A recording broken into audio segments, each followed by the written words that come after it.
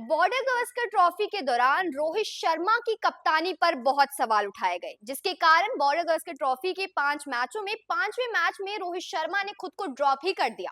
क्योंकि इतने सारे सवाल सोशल मीडिया पर उठाए जा रहे थे कि रोहित शर्मा को कप्तानी करनी नहीं आती, उन्हें टेस्ट की कप्तानी करनी नहीं आती। लेकिन अगर यहाँ एक सवाल खड़ा हो रहा है, तो फिर अगर रोहित शर्मा को टेस्ट की कप्तानी करनी नहीं आती, तो फिर टेस्ट का कप्तान होगा कौन? मेरे को तो ये नहीं समझ में आता कौन है वो लोग जो लोग ये इस तरीके की बातें करते हैं कि भाई रोहित को कप्तानी नहीं आती। और चलो ठीक है, आप बोल रहे हो कि टेस्ट की कप्तानी करनी नहीं आती, तो कौन है वो लोग भाई? सामने आके जरा सिखा भी दो फिर। बोलने से क्या होगा, सिखा दो फिर रोहित को कप्तानी नहीं आती भाई। आईपीएल के 5 टाइटल हैं, वो ओडीआई वर्ल्ड कप में फाइनल तक 10 लोगों का मैचेस। काम है हाँ, कहना। तो बस वही है। खैर, जो मुद्दा है वो मुद्दा यही है कि रोहित शर्मा के बाद अगला टेस्ट कप्तान कौन होगा, वनडे कैप्टन कौन होगा। ये मुद्दा जो है ये लोग तो उठा ही रहे हैं। उसके अलावा बीसीसीआई में भी अंदर इसी बात की चर्चा है कि रोहित शर्मा के बाद अगला कप्तान होगा कौन। क्योंकि रोहित शर्मा जो है वो अब 37 साल के हो गए, और अभी हाल फिलहाल में एक बीसीसीआई की मीटिंग भी होती है, और उस हम्म। मीटिंग में यही चर्चा था कि भाई रोहित के बाद अगला कप्तान कौन होगा। हम्म। तो इस पर रोहित शर्मा ने कहा कि भाई मैं जो हूँ खेलता रहूंगा, जब तक आप अपना अगला कप्तान नहीं चुनोगे हम्म। तब तक मैं खेलता रहूंगा। लेकिन अब यहाँ पर जो है वो दो दो नाम सामने आ रहे हैं। जसप्रीत बुमराह तो है। हाँ। जसप्रीत बुमराह का नाम सामने आ रहा है। वो कहते हैं ना कि रेस में नंबर 1 की पोजीशन में क्योंकि जस बॉर्डर गावस्कर ट्रॉफी में जो 2 मैच रोहित शर्मा ने नहीं खेले, उस वक्त जसप्रीत बुमराह ही कप्तानी कर रहे थे। और उनके अलावा वैसे कोई सेंसिबल कैप्टन नजर भी नहीं आ रहा है। कि जसप्रीत बुमराह के अलावा कोई और नाम अगर आपसे भी अगर मैं पूछूं तो मुझे नहीं लगता कि उतना सेंसिबल, उतना ना वैसा उस कैलिबर का कोई नाम बिल्कुल। आपके जहन में आ रहा होगा। हम्म। लेकिन यहाँ पर चर्चा जो है दो और नामों पर हो रही है। जसप्रीत बुमराह रेस में भले ही नंबर 1 पर हो, लेकिन जसप्रीत बुमराह के साथ एक जो कंसर्न है वो यही है कि भाई जो मैचेस, वो क्या उतने सारे मैचेस वो खेल सकते हैं पूरे साल? हम्म। अगर पूरे साल में 16 17 20 मैचेस अगर खेलने, टेस्ट मैचेस खास तौर पे, हम्म। तो क्या वो आधे मैचेस भी खेल पाएंगे? क्योंकि हमने देखा कि भाई बॉर्डर गावस्कर ट्रॉफी में उन्होंने इंडिया के लिए सबसे ज्यादा गेंदबाजी की, और उसका नतीजा ये हुआ कि आखिरी जो टेस्ट मैच था वो उसमें बैक स्पैज्म की वजह से, या बैक में जो भी उनको इंजरी हुई है, वो हम्म। अभी कितनी कंसर्निंग है नहीं है वो उस पर भी हम चर्चा करेंगे किसी और वीडियो पे। बट देन ज्यादा गेंदबाजी उन्होंने की, सिर्फ 5 मैचों में ये हाल हुआ हम्म। उनके साथ। हालांकि उससे पहले भी उन्होंने मैचेस कंटिन्यू वो खेल रहे हैं पिछले कुछ वक्त से। बट देन जसप्रीत बुमराह के अलावा जो दो नाम सामने निकल कर आ रहे हैं वो है ऋषभ पंत और यशस्वी जायसवाल। ये बहुत यशस्वी हाँ, जायसवाल जो एक यशस्वी नए जायसवाल। खिलाड़ी है, यशस्वी जायसवाल। यशस्वी जायसवाल रेस में अचानक से बहुत आगे आ गए। अब मुझे नहीं समझ में आ रहा है कि यशस्वी जायसवाल के नाम की चर्चा हो क्यों रही है। हाँ। क्योंकि आपके पास देखिए वैसे नाम और भी है, आपके पास विकल्प में अगर आप देखोगे तो नाम आपके पास और भी है, लेकिन यशस्वी जायसवाल का नाम सामने आ रहा है। और मजे मजे की बात यहाँ पर रिजू ये है कि दो लोगों के बीच में अब मतभेद होता हुआ नजर आ रहा है। क्योंकि बीसीसीआई की जो ये मीटिंग हुई है हम्म। उसमें चयनकर्ता अजीत आगरकर मौजूद थे, और हेड हाँ। कोच गौतम गौतम गंभीर। गंभीर थे।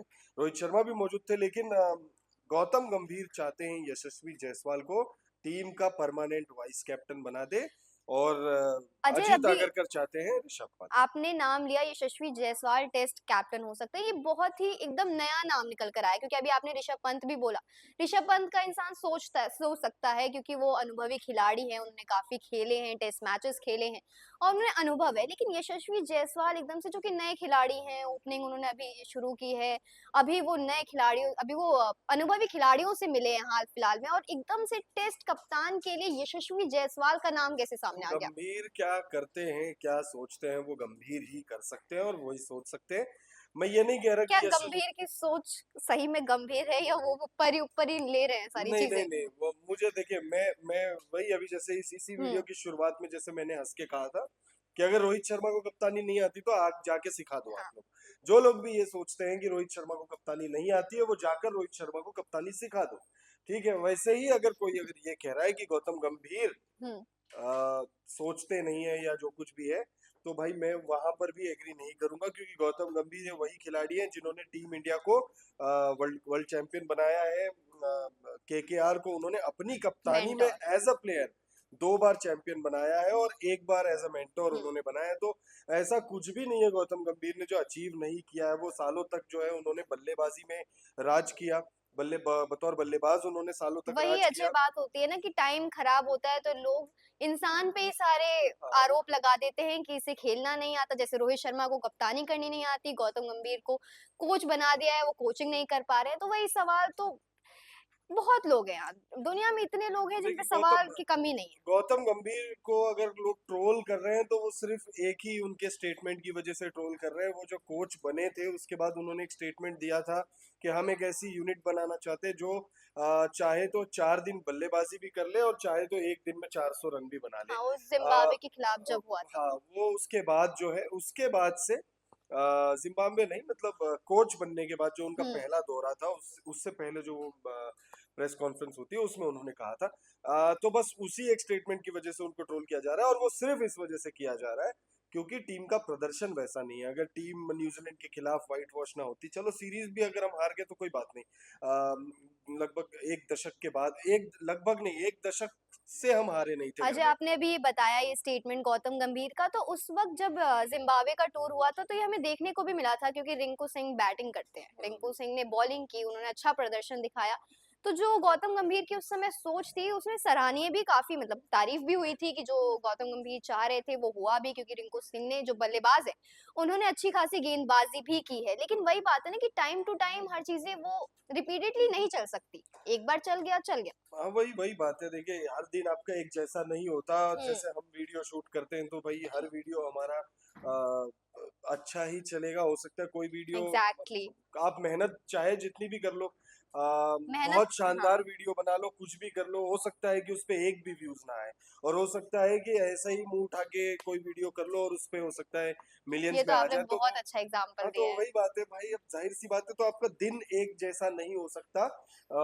आपको रिजल्ट एक जैसा नहीं मिल सकता। जिम्बाब्वे के खिलाफ वो जो रिंकू सिंह ने जो प्रदर्शन किया था, मेरे को आज भी याद है। किसी ने भी सोचा नहीं था कि भाई हुँ, रिंकू सिंह आएंगे बॉलिंग करने के लिए और फिर हम मैच जीत गए उसके बाद। तो फिर दिन आपका एक जैसा नहीं हो सकता। लेकिन गौतम गंभीर के साथ वही वाला केस है जो अभी आपने थोड़ी देर पहले बोला था कि अगर प्रदर्शन अच्छा होता तो गौतम गंभीर भी वैसे भी लेजेंड है। हुँ। तो गौतम गंभीर को जो है उसी तरीके से लोग उसी उसी तरीके से ट्रीट करते। और अभी दिन खराब चल रहे हैं उनके, परफॉर्मेंस अच्छी नहीं आ रही है जिस वजह से लोग ये तक कह रहे हैं कि भाई चैंपियंस ट्रॉफी तक देख लो उसके बाद हटा दो। ये तो बीच में भी बातें हुई थी कि देख लेना चाहिए। ऐसे में देखना रहेगा कि टेस्ट कैप्टन कौन बनता है, अगर रोहित शर्मा नहीं तो फिर कौन? देखते हैं।